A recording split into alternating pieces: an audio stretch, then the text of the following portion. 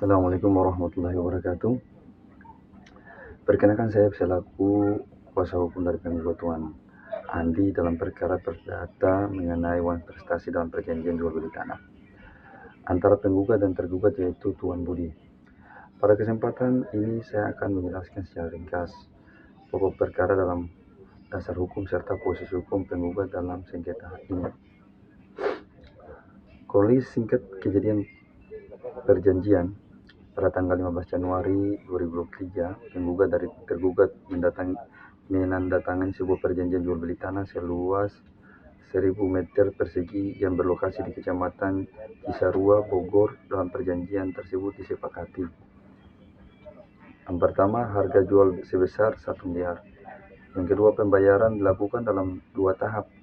Uang muka sebesar 300 juta dibayarkan saat perjanjian. Yang kedua, perlunasan sebesar 700 juta diwajibkan dibayarkan paling lambat 3 bulan setelah penandatanganan.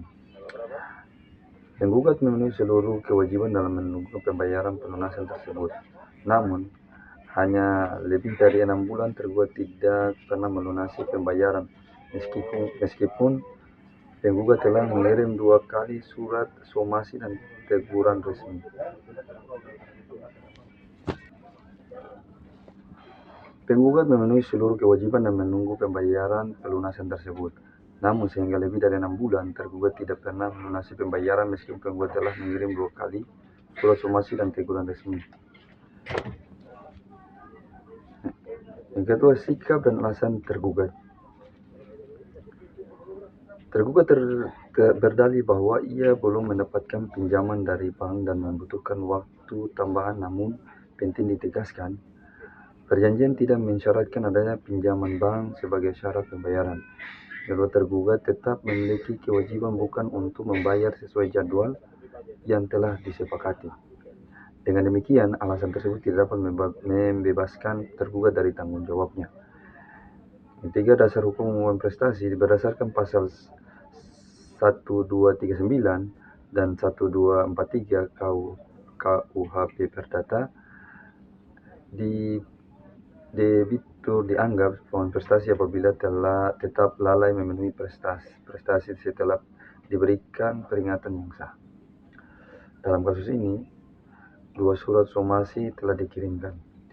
Yang kedua, tergugat tetap tidak melaksanakan kewajibannya, maka unsur uang prestasi telah dipenuhi secara jelas.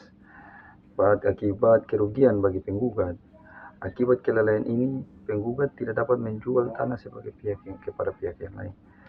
Yang kedua, penggugat menunggu kerugian material dan kerugian kesempatan. Ketiga, proses jual beli yang seharusnya selesai dengan cepat menjadi tertunda tanpa kepastian. Keempat, sikap hukum penggugat. Atas dasar ini, sebagai kuasa hukum penggugat, saya menegaskan bahwa tergugat secara nyata telah melakukan uang prestasi. Penggugat hanya menuntut pembatalan perjanjian atau pemenuhan perjanjian disertai tuntutan ganti rugi sesuai pasal 1246 KUHP Perdata. Yang ketiga, penggugat memohon agar majelis hakim mengabulkan seluruh tuntutan dalam surat gugatan demi keadilan. Kedua, penutup. Demikian pengharapan saya sebagai kuasa hukum penggugat.